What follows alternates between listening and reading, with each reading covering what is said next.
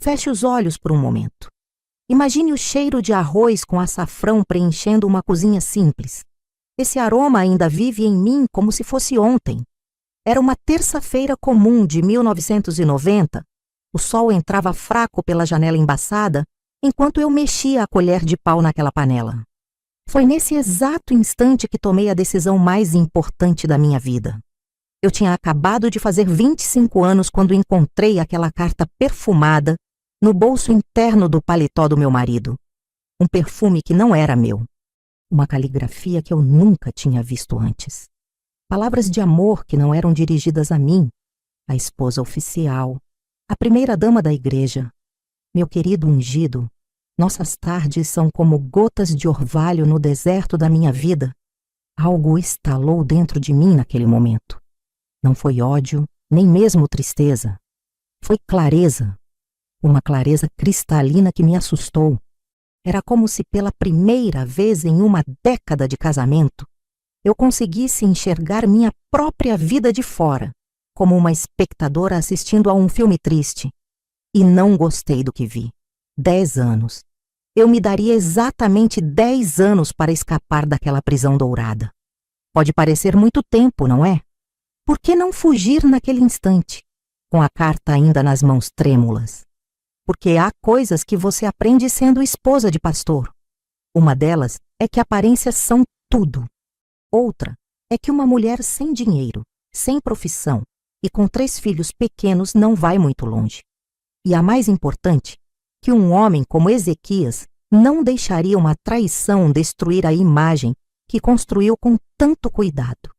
Guardei a carta onde a encontrei e continuei mexendo o arroz. A decisão estava tomada. Mas ninguém além de mim saberia. Nem minhas lágrimas silenciosas enquanto servia o jantar naquela noite. Nem meu sorriso forçado quando ele elogiou a comida. Ninguém notaria que por trás daquela mulher de saias longas e cabelos sempre presos, um vulcão acabava de despertar. A comida está ótima hoje, Helena, disse ele, sem tirar os olhos do jornal. Lembre-se que amanhã temos o culto de ensino às 19h. Vista-se apropriadamente. Assenti com um sorriso e pensei. Em 10 anos, você não vai mais me dizer como me vestir. Era o começo da minha conspiração silenciosa.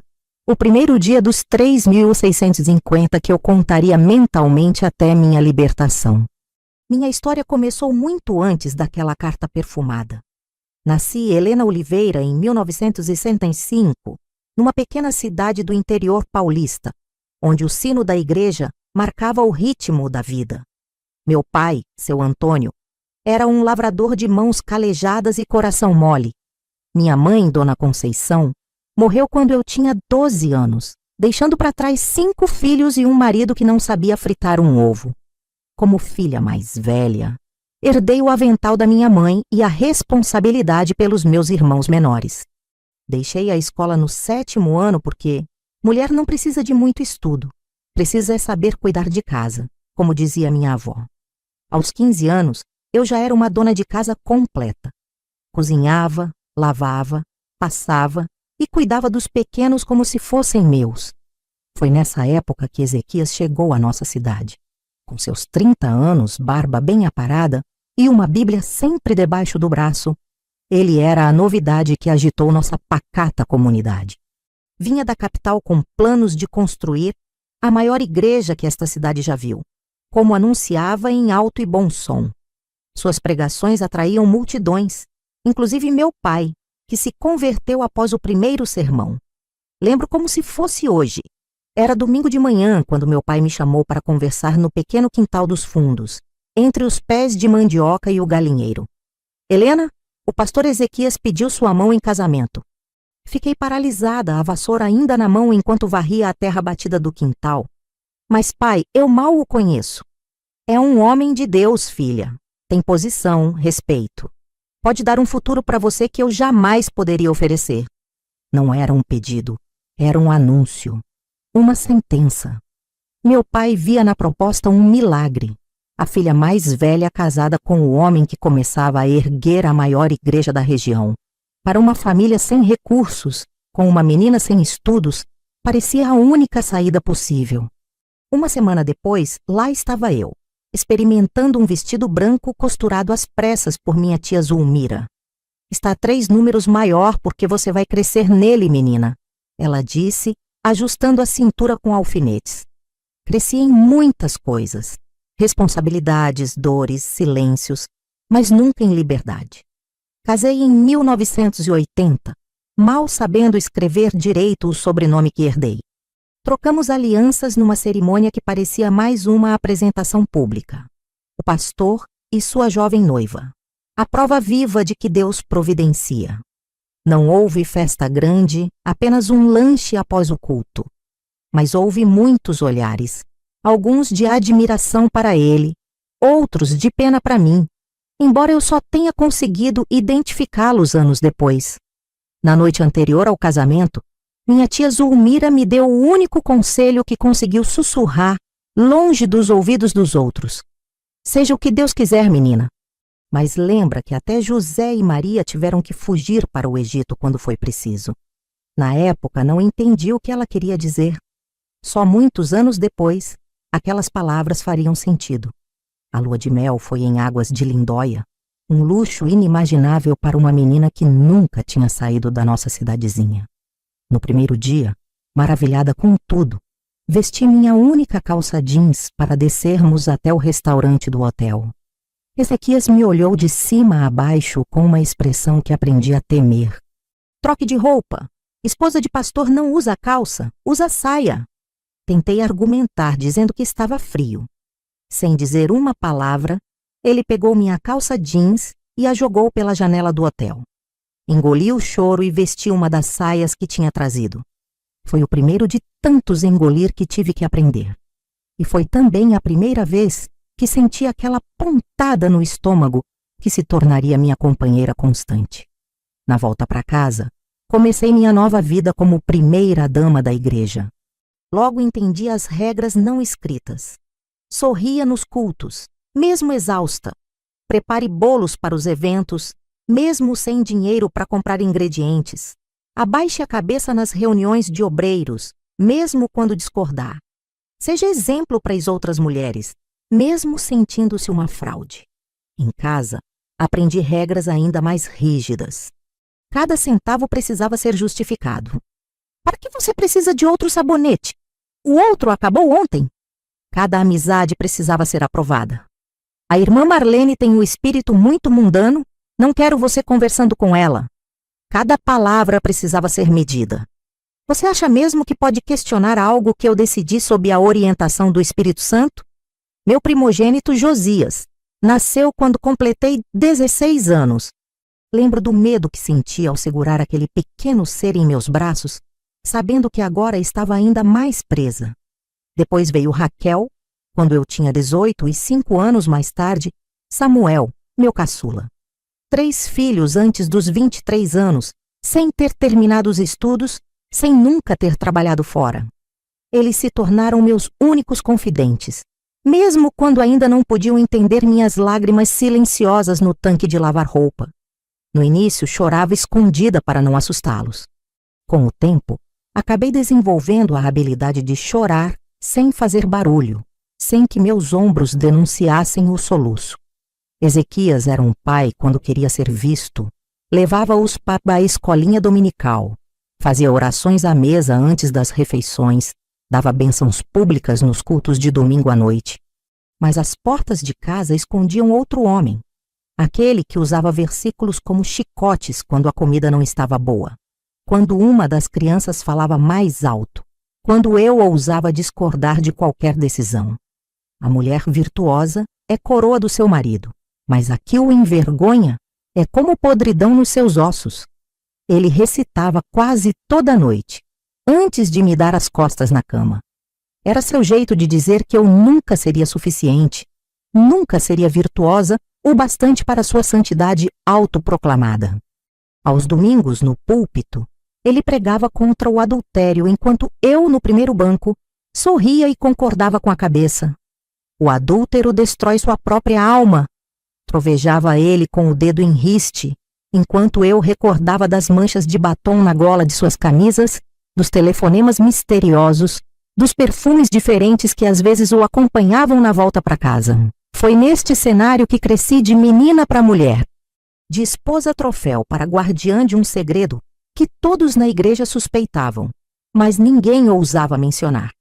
O pastor, o ungido de Deus, não era quem fingia ser.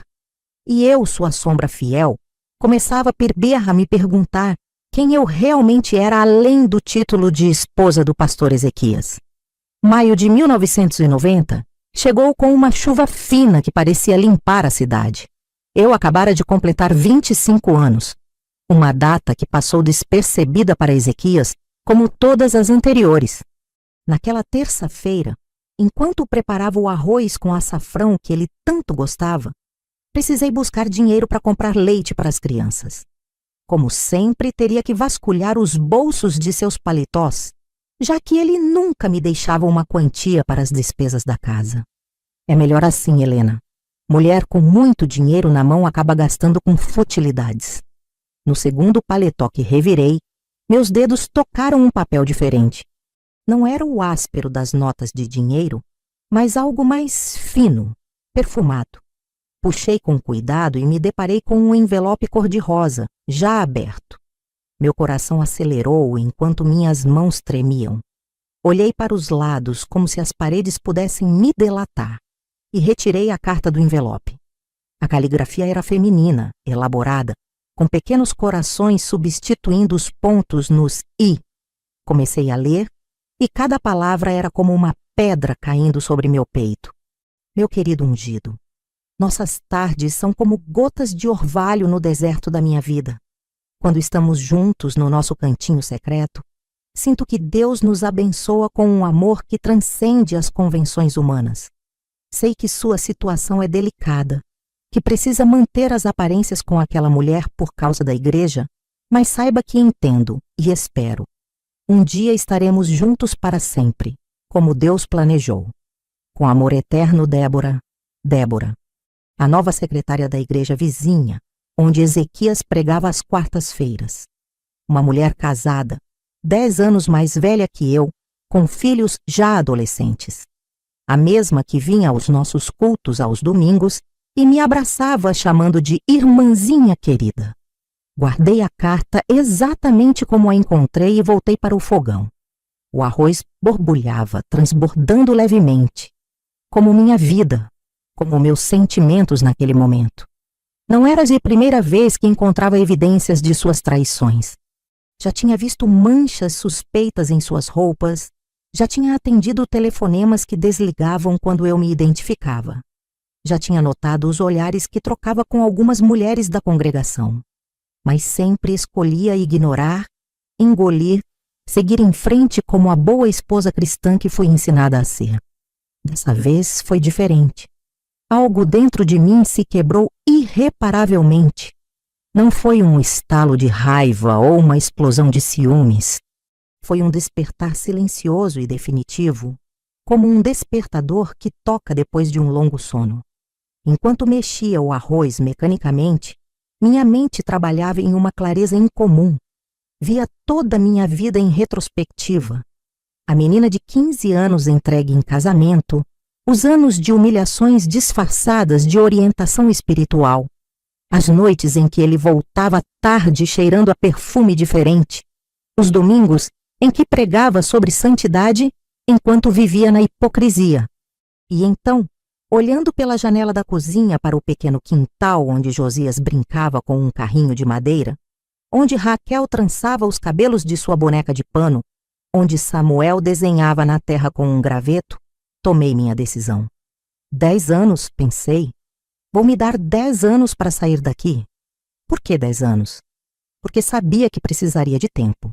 Tempo para estudar, para conseguir um trabalho, para guardar dinheiro sem que ele percebesse. Tempo para preparar meus filhos, para construir uma rede de apoio, para documentar cada traição, cada mentira, cada abuso financeiro que ele cometia com o dinheiro da igreja. Naquela terça-feira de maio, enquanto o cheiro de açafrão preenchia a cozinha, eu não era mais apenas a esposa do pastor Ezequias. Era Helena, uma mulher com um plano secreto, com uma determinação silenciosa e uma paciência calculada que nem eu mesma sabia que possuía. Naquela noite, servi o jantar como sempre fazia. Coloquei a comida na mesa, chamei as crianças, esperei que Ezequias tomasse seu lugar à cabeceira e fizesse a oração. Tudo parecia normal aos olhos externos, mas dentro de mim, um terremoto silencioso redesenhava minha paisagem interior. Vamos orar, disse ele, estendendo as mãos para que todos dessemos as mãos em volta da mesa. Senhor, abençoa este alimento e esta família que o Senhor me confiou. Amém. Ergui meus olhos durante aquela oração e o observei como nunca tinha feito antes. Vi suas mãos grandes segurando as pequenas mãos de Samuel. Vi seus olhos fechados em falsa reverência. Vi seus lábios movendo-se em palavras ensaiadas. E tive uma revelação assustadora. Eu não o conhecia. 10 anos de casamento e aquele homem era um estranho para mim. Mais perturbador ainda foi perceber que eu também era uma estranha para mim mesma. Quem era Helena além da esposa do pastor? O que eu gostava? O que eu sonhava? O que eu queria da vida? Essas perguntas nunca tinham espaço no meu dia a dia, preenchido com obrigações, cultos, visitas aos enfermos da igreja, limpeza da casa, cuidado com as crianças. Após o jantar, enquanto lavava a louça, senti uma náusea repentina. Corri para o banheiro e vomitei tudo o que tinha comido. Não era uma doença física. Era meu corpo expulsando 10 anos de mentiras engolidas, de verdades sufocadas, de identidade negada. Você está doente? Perguntou Ezequias da porta do banheiro, não com preocupação, mas com irritação.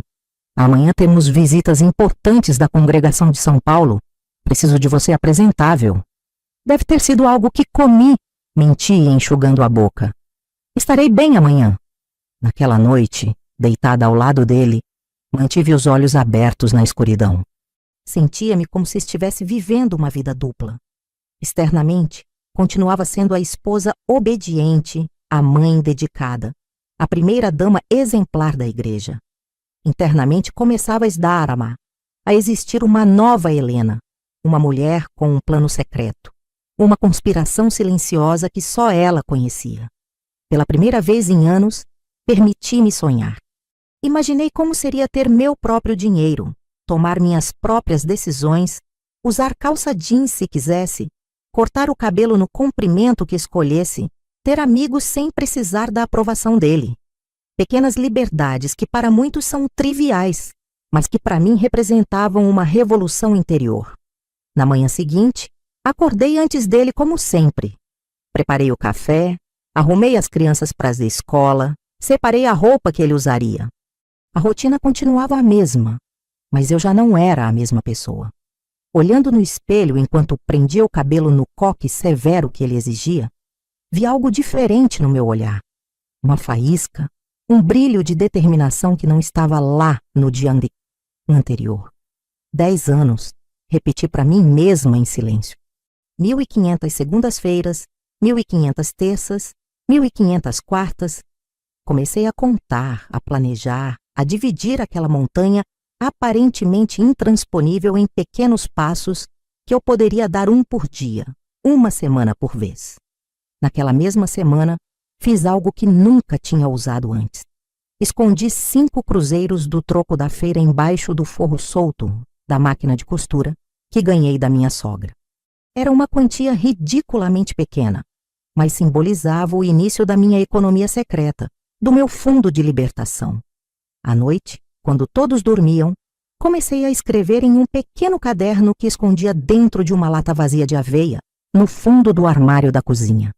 Não eram desabafos emocionais ou confissões. Eram fatos, datas, eventos. Um registro meticuloso de cada traição que descobria, cada mentira que flagrava, cada manipulação financeira que percebia. Aquele caderno se tornaria, ao longo dos anos, minha apólice de seguro contra o futuro. 19 de maio de 1990. Encontrei carta de Débora no paletó azul marinho. Mencionam cantinho secreto. E ele aparentemente disse a ela que só está comigo por causa da igreja. Cada entrada no caderno era uma pequena afirmação da minha nova realidade, um tijolo na construção da minha independência futura. E cada vez que escrevia, sentia uma estranha mistura de medo e poder. Medo de ser descoberta, poder por finalmente fazer algo concreto para mudar minha situação. Naqueles primeiros dias após a descoberta da carta, vivia em um estado de hipervigilância constante. Analisava cada palavra dele, cada gesto, cada saída.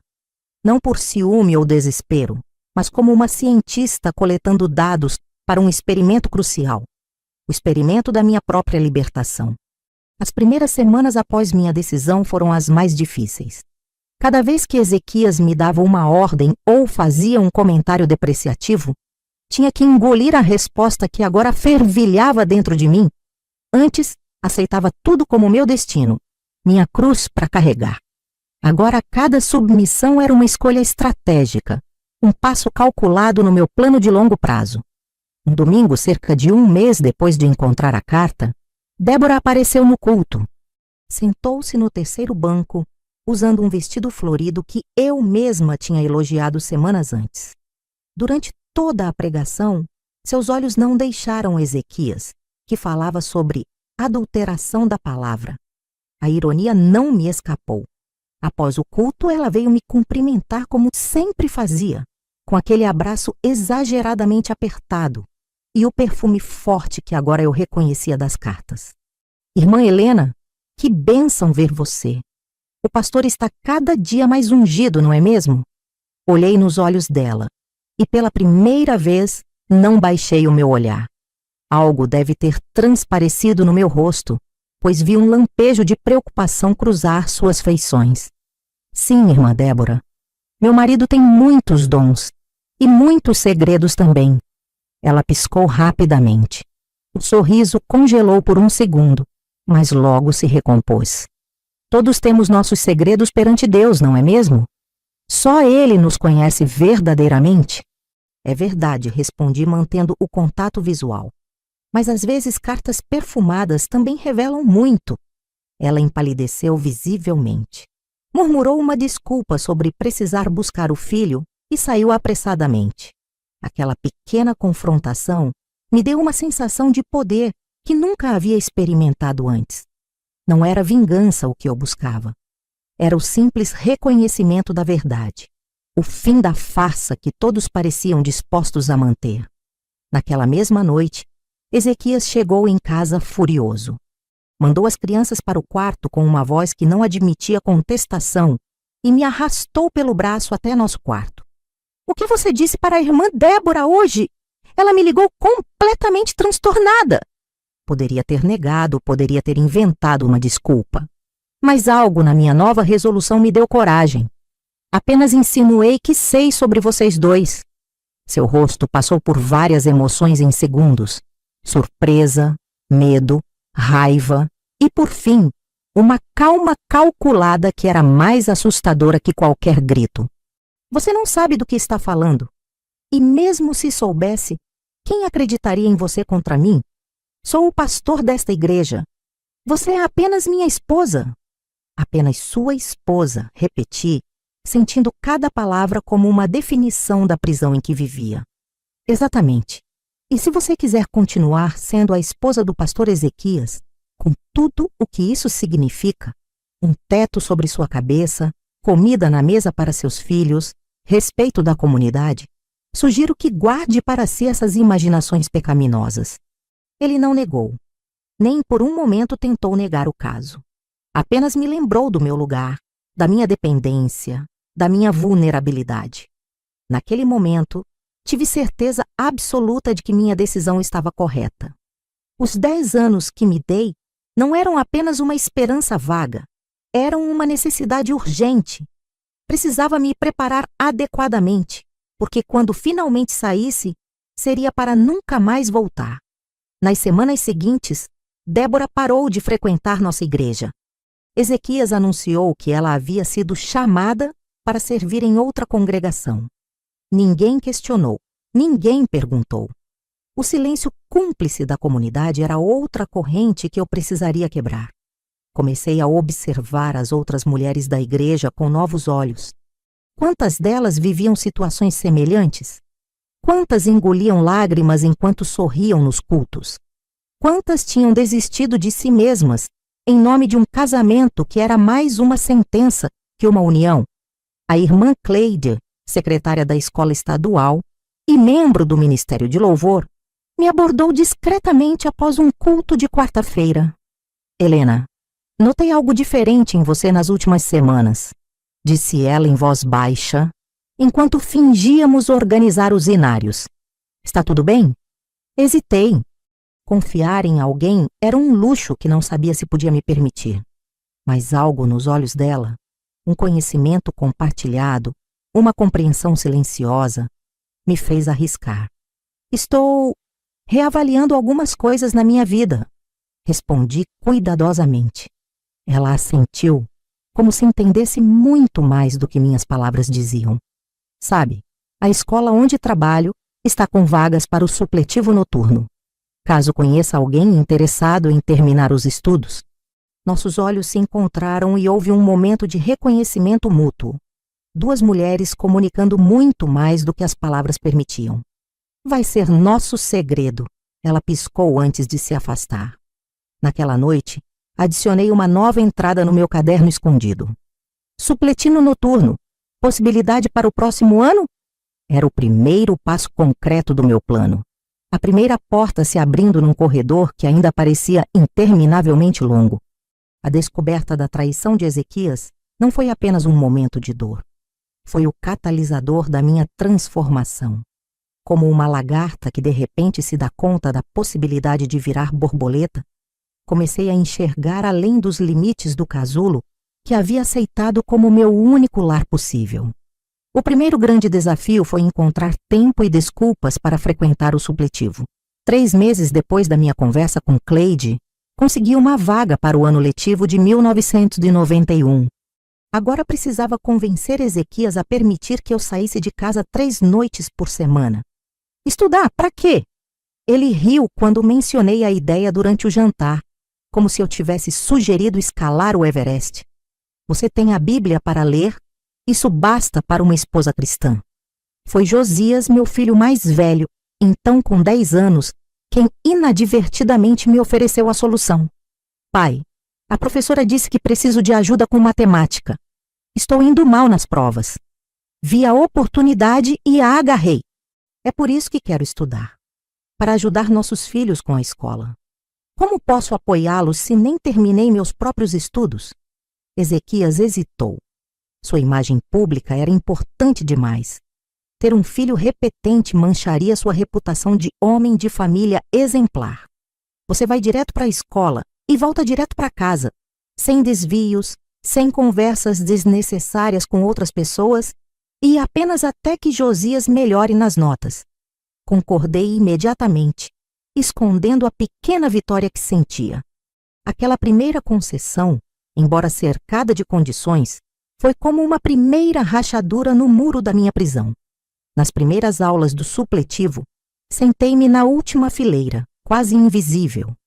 Tinha medo que alguém me reconhecesse e contasse a Ezequias que a esposa do pastor estava perdendo tempo com estudos mundanos. O supletivo se tornou meu pequeno oásis de normalidade. Escondia os cadernos embaixo do forro do guarda-roupa, junto com as economias que cresciam lentamente. Cada noite na escola era um risco, mas também uma promessa silenciosa para mim mesma. A professora Márcia, de português, foi a primeira a notar algo diferente em mim. Helena, você tem um talento nato para a escrita. Já pensou em fazer algo com isso? Abaixei a cabeça constrangida. Ninguém nunca havia elogiado minhas capacidades intelectuais antes. Sou apenas a esposa do pastor Ezequias, respondi automaticamente. Não, você é Helena. Ela corrigiu com firmeza. E Helena tem potencial para muito mais. Aquelas palavras reverberaram em mim por dias. Eu era Helena antes de ser esposa de alguém. Tinha esquecido disso completamente. Em casa, os desafios eram constantes. Precisava calcular cada movimento. Uma noite, cheguei da aula e encontrei Ezequias furioso na sala. Onde estão suas anotações? Quero ver o que você está estudando. Meu coração disparou, mas mantive a calma. Na bolsa, carregava apenas os cadernos oficiais, com matérias inofensivas. Os verdadeiros tesouros, anotações sobre direitos das mulheres que a professora Márcia me passava discretamente, recortes de jornal sobre mulheres independentes e meu diário meticuloso das transgressões de Ezequias estavam bem escondidos. Aqui, entreguei o caderno de matemática. Estou aprendendo frações para ajudar Josias. Ele folheou as páginas com desdém, depois jogou o caderno de volta para mim. Está desperdiçando tempo que poderia usar nos afazeres da igreja. A cada dia, equilibrar-me entre meus planos secretos e minha vida pública se tornava mais exaustivo. Havia momentos em que pensava em desistir. Era mais fácil continuar na ignorância, na submissão. O medo me paralisava nas madrugadas. O que aconteceria com meus filhos se eu fracassasse? Em 1992, completei o supletivo do 1º grau, mas menti para Ezequias dizendo que havia desistido. Continuei saindo nas mesmas noites, agora para frequentar um curso básico de contabilidade, oferecido pela prefeitura. A irmã Cleide, minha cúmplice silenciosa, assinava a frequência quando eu faltava por causa de compromissos inevitáveis da igreja. As crianças percebiam as mudanças. Uma tarde, Raquel, então com 9 anos, me encontrou estudando escondida no quartinho de costura. Por que você esconde seus livros do papai? Perguntou com a inocência cortante das crianças. Olhei para minha filha, seus olhos curiosos, e senti o peso da escolha que teria que fazer um dia. Contar a verdade ou protegê-la com mentiras. Às vezes, respondi escolhendo cuidadosamente as palavras. Precisamos guardar certos sonhos até que seja a hora certa de mostrá-los. Ela assentiu, como se entendesse perfeitamente. E aquele momento simples me encheu de determinação. Eu estava fazendo isso não apenas por mim, mas por ela também, para que Raquel nunca precisasse esconder seus livros ou seus sonhos de ninguém. Em meados de 1993, arrisquei meu primeiro grande passo. Tentei abrir uma conta bancária em meu nome. A agência local do Banco do Brasil ficava a apenas 2 quadras da igreja, mas parecia um mundo distante das regras de Ezequias. A senhora precisa da assinatura do marido, informou o gerente com indiferença burocrática. É o procedimento padrão para mulheres casadas. Saí do banco com o rosto queimando de humilhação. Não havia considerado esse obstáculo aparentemente simples. As leis ainda refletiam a mesma mentalidade que me aprisionava em casa. Na semana seguinte, durante o círculo de oração das mulheres, Dona Eugênia, viúva de um comerciante local, me puxou para um canto. Helena, minha filha, notei seu interesse pelas finanças da igreja. Ela se referia às vezes em que eu sutilmente questionava sobre as entradas e saídas do dízimo. Preciso de alguém para me ajudar com a contabilidade da minha lojinha. Meu coração acelerou. Era uma oportunidade de aplicar o que estava estudando escondida e talvez ganhar algum dinheiro próprio. Mas Ezequias não permite que eu trabalhe fora, balbuciei. Não seria trabalho, seria ajuda cristã a uma irmã idosa. 2 horas, 2 vezes por semana, enquanto as crianças estão na escola. Ele não precisa saber que estou lhe dando uma pequena gratificação. Aceitei imediatamente. Durante 6 meses, essa pequena liberdade foi suficiente para me dar esperança. Até que, num domingo após o culto, Ezequias me chamou ao seu escritório na igreja. A irmã Marta te viu saindo da loja de Dona Eugênia várias vezes. O que está fazendo lá? Seu tom era calmo, calculadamente perigoso. Apenas ajudando com algumas contas para praticar o que aprendo no supletivo. Respondi, tentando soar casual. O tapa veio sem aviso. Não foi o primeiro, mas desta vez doeu diferente. Era uma punição por minha tentativa de independência. Você está me envergonhando, sibilou. Minha esposa trabalhando como uma qualquer? O que a congregação vai pensar? Naquela noite, ele anunciou que eu não poderia mais frequentar o supletivo. Josias já melhorou nas notas, declarou.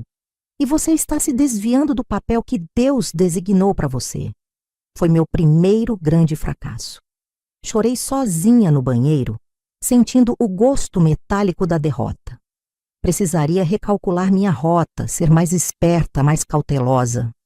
A solução veio de forma inesperada. 2 semanas depois, seu Armando, contador da igreja, sofreu um infarto. Ezequias estava desesperado. Ninguém mais entendia o sistema de contabilidade complexo que Armando havia criado. Posso ajudar temporariamente, ofereci, fingindo hesitação. Aprendi um pouco com Dona Eugênia. Ele aceitou a contragosto. Era isso ou admitir problemas financeiros para a congregação. Foi assim que, ironicamente, o próprio Ezequias me deu acesso a todas as finanças da igreja. A cada página do livro caixa que analisava, descobria mais irregularidades. Dízimos desviados para contas pessoais, despesas injustificadas, empréstimos nunca registrados oficialmente. Fotografei discretamente cada página comprometedora, cada cheque suspeito. Não sabia como isso me ajudaria no futuro, mas algo me dizia que aquelas informações seriam valiosas um dia. Em 1995, completei 5 anos do meu plano de 10. Neste ponto, tinha acumulado quase R$ 2.000 em minha poupança de libertação, escondida em diversos lugares pela casa. Algumas notas costuradas no forro de casacos antigos, outras em envelopes colados atrás de quadros, algumas moedas no fundo falso de uma lata de biscoitos. Não era muito, mas representava inúmeros pequenos sacrifícios e estratégias. O trabalho com as contas da igreja continuava. Ezequias, vendo vantagem na situação, agora me pressionava para maquiar alguns números. É apenas uma questão de apresentação, explicava com seu tom pastoral quando questionei uma transferência suspeita. O dinheiro está sendo usado para a obra do Senhor, apenas não de uma forma que todos entenderiam. Cada solicitação desonesta era documentada no meu caderno secreto, agora guardado na casa de Cleide. Percebi que a contabilidade me dava uma compreensão do mundo que Ezequias nunca esperaria de mim. Estava aprendendo sobre poder, manipulação financeira e, mais importante, como o dinheiro podia significar liberdade. Um novo desafio surgiu quando Josias, então com 14 anos, começou a reproduzir o comportamento controlador do pai. Numa tarde, flagrou-me lendo escondida um livro sobre direitos da mulher que a professora Márcia havia me emprestado. Vou contar para o papai, ameaçou, os olhos estreitos numa expressão assustadoramente semelhante à do pai. Isso é coisa de feminista. O pastor falou no culto que feministas são contra a Bíblia. Meu coração disparou. Era agora que eu perderia tudo. Em vez de implorar, fiz algo que nunca havia tentado antes. Josias, sente-se aqui, pedi, abrindo espaço na cama. Surpreendentemente, ele obedeceu. Lembra quando você tinha 8 anos e queria muito aquela bicicleta vermelha, mas seu pai disse que era bobagem? Ele assentiu, confuso com a mudança de assunto. Lembra quem economizou por 6 meses, lavando roupas extras para a dona Lourdes, só para comprar essa bicicleta para você? A senhora, ele murmurou. E lembra quem disse ao seu pai que a bicicleta foi um presente da irmã Nair, para que você pudesse ficar com ela? Seus olhos se arregalaram. Era um segredo nosso, nunca mencionado. Às vezes, Josias, mães, fazem coisas que não parecem fazer sentido para proteger seus filhos. Este livro é minha bicicleta vermelha. Você pode contar ao seu pai, é seu direito. Mas antes pergunte-se, sua mãe já fez algo que te machucou? Foi uma conversa breve, mas significativa. Josias não contou a Ezequias sobre o livro e algo sutil mudou em nosso relacionamento. Ele começou a me observar com novos olhos, como se visse pela primeira vez a pessoa por trás do papel de mãe e esposa do pastor.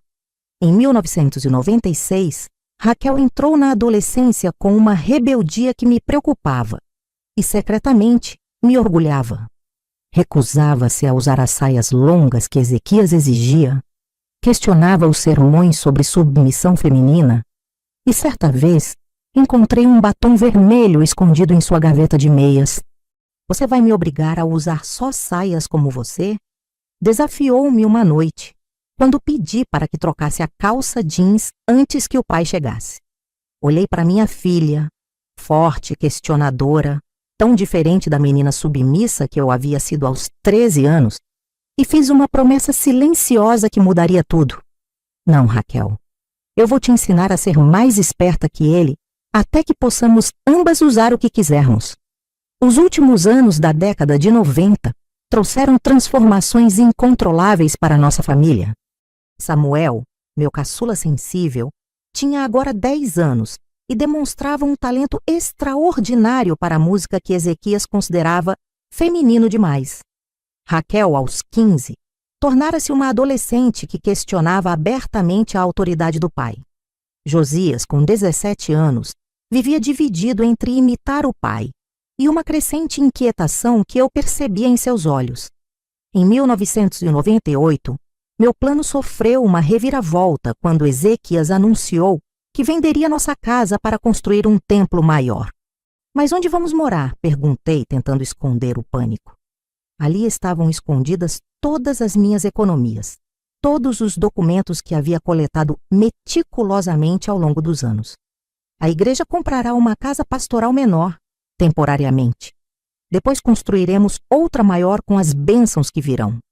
Tive apenas 3 dias para encontrar todos os meus esconderijos e transferir o conteúdo para um lugar seguro.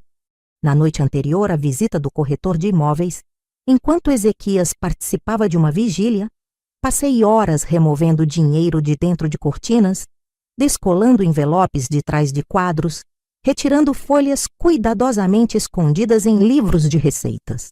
Cleide me ajudou a guardar tudo em uma pequena maleta que ficaria em sua casa. Está quase na hora, não é? Perguntou ela enquanto organizávamos os documentos. Assenti, incapaz de verbalizar o medo e a esperança que se misturavam. Faltavam apenas 2 anos para completar meu prazo de 10 anos, mas a venda da casa ameaçava desestabilizar tudo. A nova casa pastoral era menor, mais próxima da igreja e com menos privacidade. Os membros entravam e saíam como se o espaço fosse uma extensão do templo. Meus momentos de solitude tornaram-se preciosos e raros. Em março de 1989, um ano antes do meu prazo final, enfrentei o pior desafio. Ezequias encontrou um recibo do curso técnico de contabilidade que eu havia concluído secretamente. Lembro-me da cena com clareza dolorosa. Era um domingo à noite. As crianças já estavam em seus quartos. Ele entrou na cozinha, onde eu terminava de organizar as louças, segurando o papel como se fosse uma prova de crime. — O que é isto? Perguntou, sua voz perigosamente calma. Meu estômago afundou, mas mantive até a expressão neutra.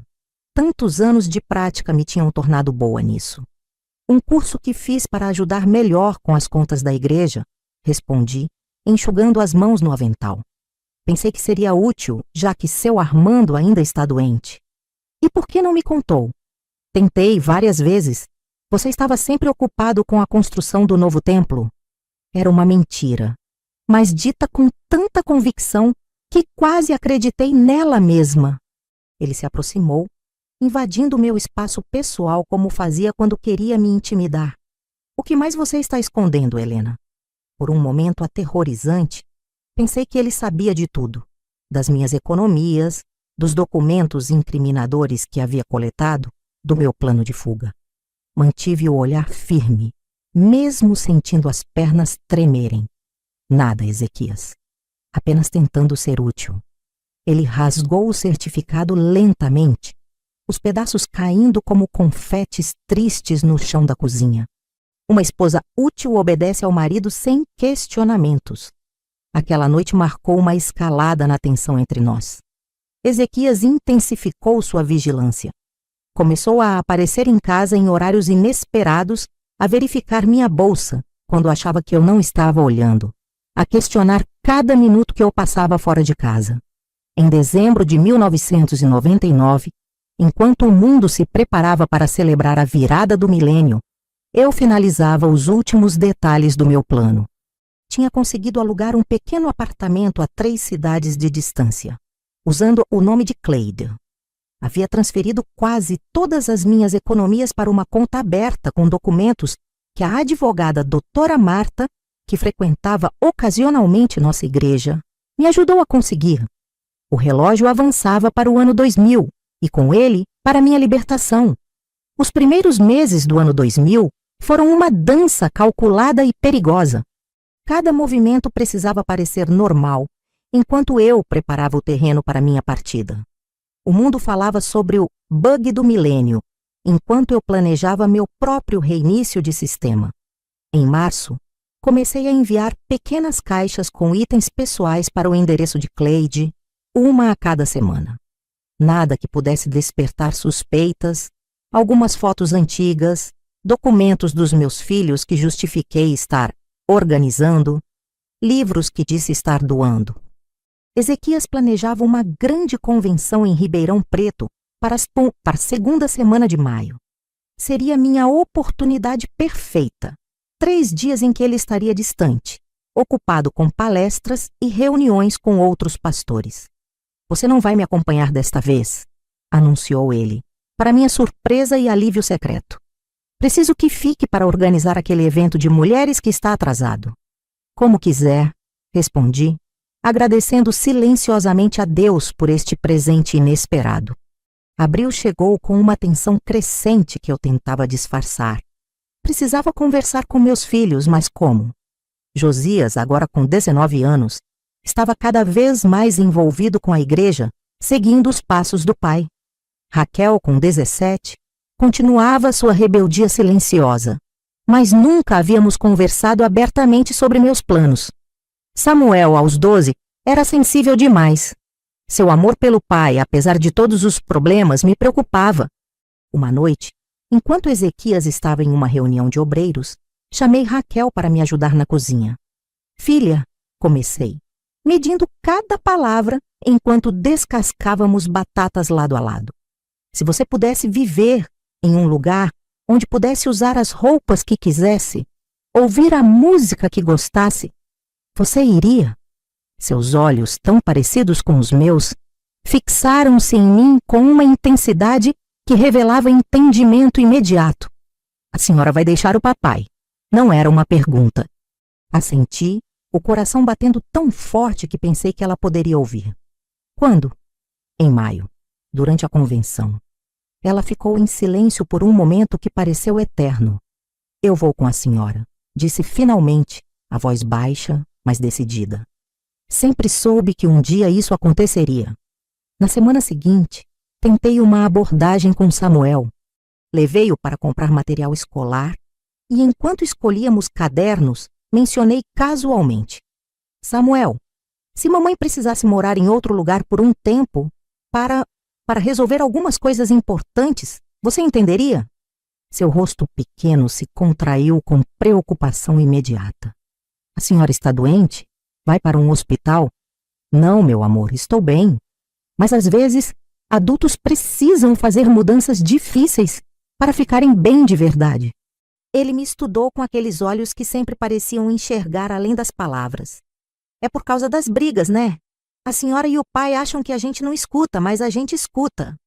Uma onda de culpa me atingiu. Achava que havia protegido meus filhos das partes mais feias do meu casamento. Samuel, Tudo bem, mãe? Ele interrompeu, pegando minha mão com surpreendente maturidade. Eu entendo mais do que a senhora pensa. Josias seria o mais difícil. Sua devoção ao pai era quase religiosa. Decidi que teria que esperar até o último momento. Uma decisão que mais tarde descobriria ser tanto necessária quanto dolorosa. Na primeira semana de maio, celebrei meu aniversário de 35 anos com um sorriso que poucos entendiam. Ezequias organizou uma pequena celebração após o culto de domingo. Não por consideração a mim, mas porque era o esperado para manter as aparências de família pastoral perfeita. 35 anos de bênçãos na vida da nossa primeira-dama, anunciou ele ao final do culto, seu braço possessivamente ao redor dos meus ombros. Uma esposa exemplar, uma mãe dedicada, um exemplo para todas as mulheres da igreja. Sorri e agradeci os parabéns, os abraços os elogios vazios sobre minha submissão cristã e dedicação ao ministério do meu marido. Ninguém percebeu que o bolo que servi naquele dia, feito com minhas próprias mãos como sempre, tinha um sabor diferente. Era meu pequeno ato simbólico. Pela primeira vez em 20 anos, havia usado uma receita exclusivamente minha, não a que Ezequias exigia.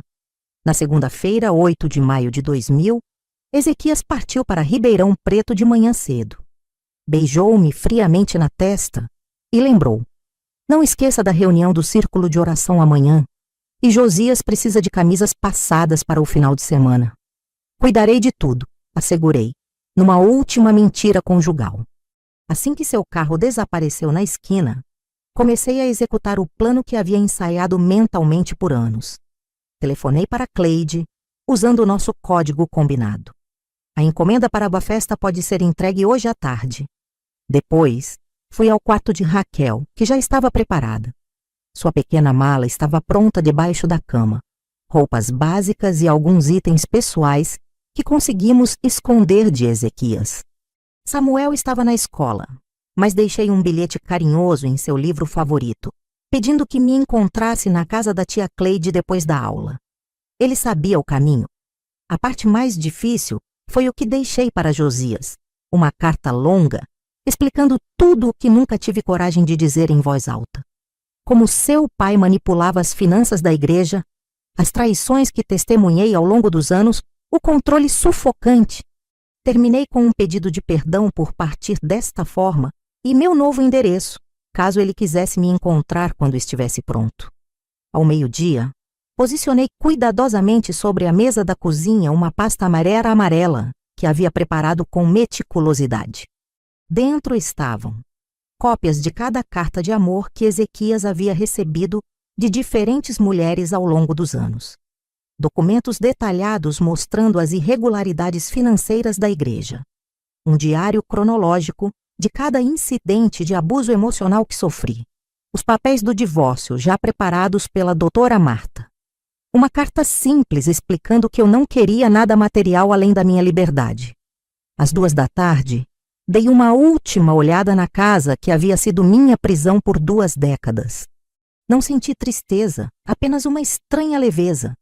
Peguei a pequena mala que havia preparado e saí pela porta sem olhar para trás. Cleide me esperava na esquina com seu Fusca azul desbotado. Raquel já estava no banco traseiro. Quando entrei no carro, minha filha pegou minha mão e apertou. Não precisávamos de palavras. Samuel disse que vai estar esperando na minha casa, informou Cleide, dando partida no carro.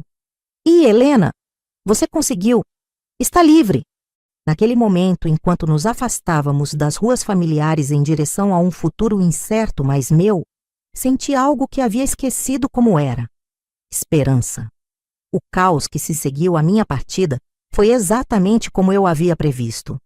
Ezequias voltou um dia antes da convenção, alertado por membros da igreja que notaram minha ausência na reunião de oração.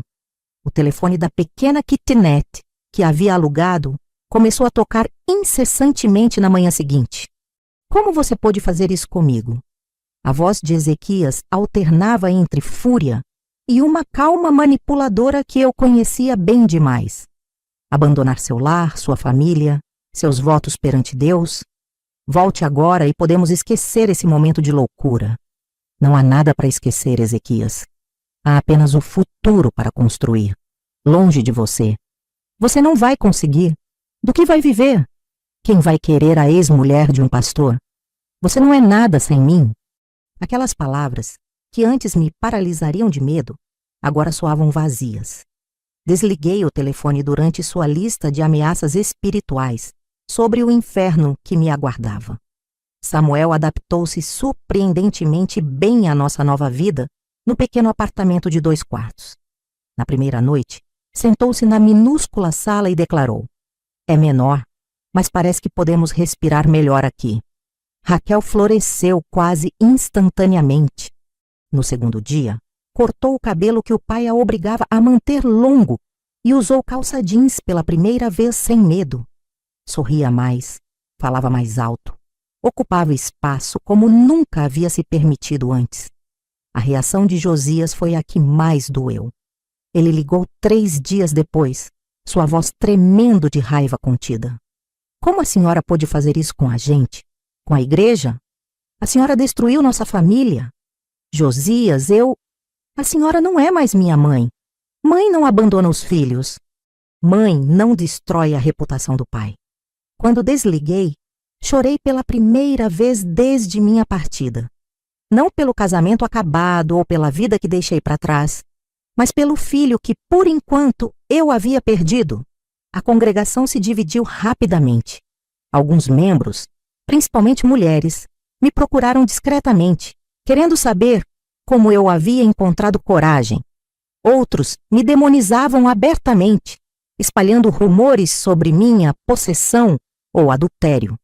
O pastor Anselmo, que substituiu Ezequias temporariamente enquanto ele lidava com o problema familiar, pregou um sermão inteiro sobre Jezabel e as mulheres que destroem lares. Cleide, que estava presente, gravou discretamente e me trouxe a fita. É importante que você saiba o que estão dizendo, explicou ela, para se preparar. As semanas seguintes foram uma montanha-russa emocional. Encontrei trabalho como assistente de contabilidade em um pequeno escritório, ganhando menos do que precisávamos, mas era um começo. Raquel conseguiu uma vaga na escola estadual e rapidamente fez amigos que nunca teriam sido aprovados por Ezequias. Uma tarde, cerca de 3 semanas após minha partida, estava voltando do trabalho quando vi uma figura familiar esperando na porta do prédio. Samuel, segurando uma pequena mochila.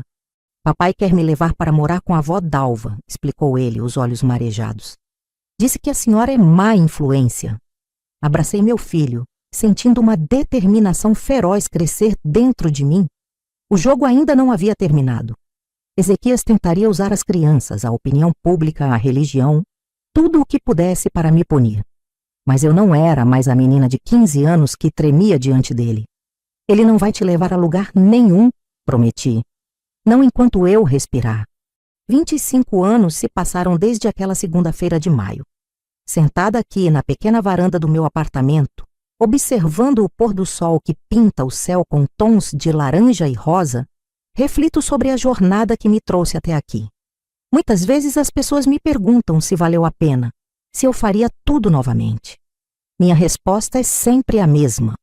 1000 vezes sim. Os primeiros anos foram os mais difíceis.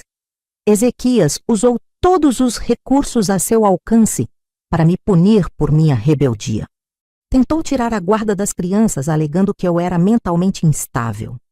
A igreja transformou-se em tribunal e eu, na pecadora exemplar que devia ser evitada. Antigas amigas cruzavam a rua para não me cumprimentar. Perdi 3 empregos quando descobriam quem eu era. A ex-mulher do respeitado pastor Ezequias. Mas cada obstáculo me tornava mais forte. Como ferro sendo forjado no fogo, cada dificuldade moldava uma nova versão de mim mesma. Aprendi a confiar no meu próprio julgamento sem buscar aprovação externa. Descobri que minha fé não estava atrelada a um homem, a um púlpito ou a uma denominação. Ela existia em mim, pura e pessoal. Raquel foi minha companheira inseparável durante todo o processo.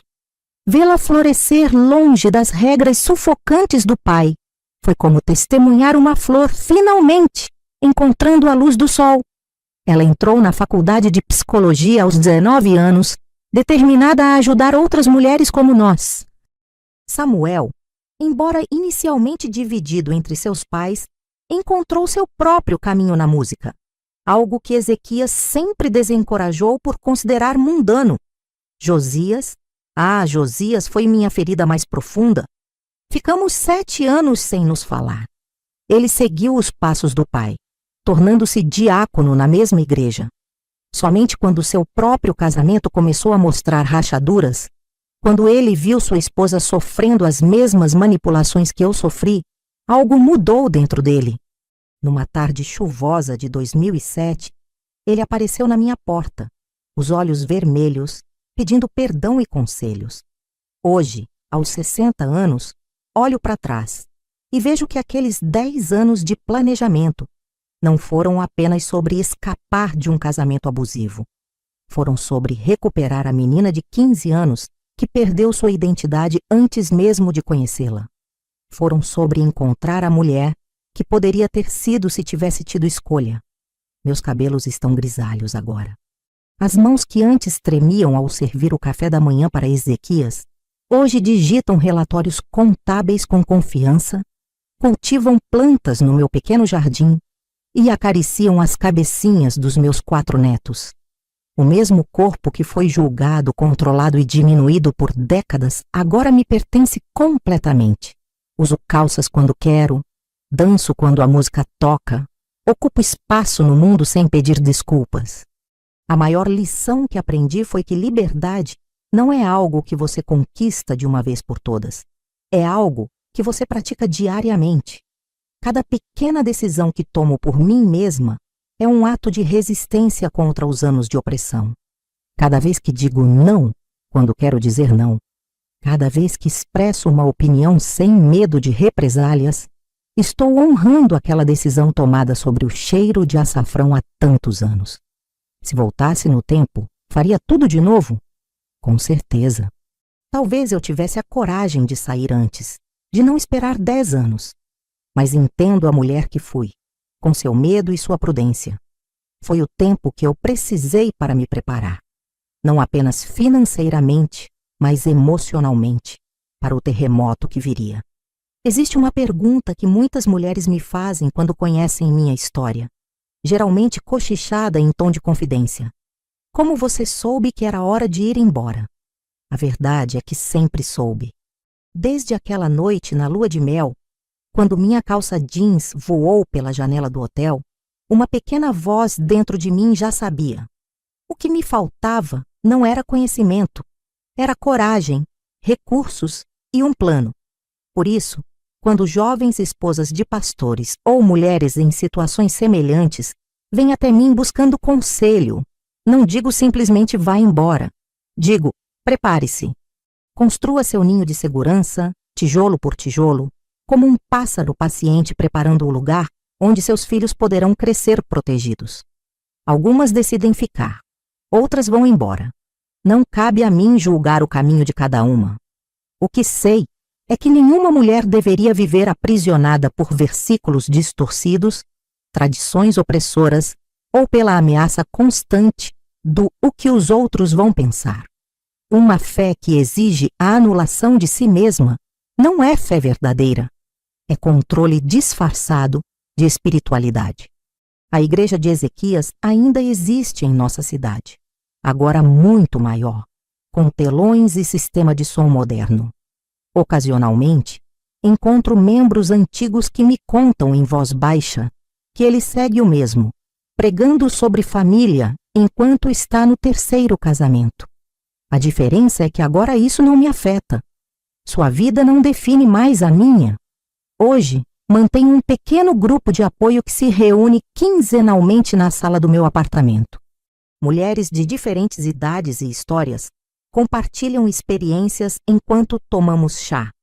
Algumas estão dando seus primeiros passos em direção à liberdade. Outras já trilharam longas jornadas de recuperação. O que temos em comum? Todas recusamos ser personagens secundárias em nossas próprias histórias. Quando olho para minhas netas, especialmente para Clara, que aos 14 anos já demonstra uma força interior que me emociona, sinto que valeu cada lágrima derramada no tanque de lavar roupa, cada noite planejando em segredo, cada centavo economizado longe dos olhos do marido. Elas crescerão sabendo que têm voz, que suas escolhas importam, que nenhum púlpito ou altar pode determinar seu valor. Se você está me ouvindo agora e se identifica com minha história, quero que saiba, você não está sozinha. Talvez você esteja cozinhando arroz com açafrão enquanto lê isto, talvez esteja escondendo dinheiro na costura do colchão, talvez esteja sorrindo nos cultos, enquanto por dentro conta os dias até sua libertação. Onde quer que você esteja em sua jornada, saiba que há um amanhã além do controle, além do medo, além da culpa. Leva tempo construir uma vida nova. Leva tempo curar feridas antigas. Leva tempo redescobrir quem você é quando ninguém está dizendo quem você deve ser. Mas esse tempo virá, dia após dia, como o sol que nasce depois da noite mais escura. Na minha mesa de cabeceira, guardo um pequeno diário onde escrevi meu primeiro pensamento ao acordar naquela segunda-feira, meu primeiro dia de liberdade. Sempre que a vida se torna difícil, releio aquelas palavras simples que escrevi aos 35 anos. Hoje nasci de novo. Hoje voltei para casa. A casa que existe dentro de mim. E foi isso que aprendi em minha jornada. A verdadeira libertação não é apenas sair pela porta, é redescobrir a porta para dentro de si mesma, que ninguém jamais poderá trancar novamente.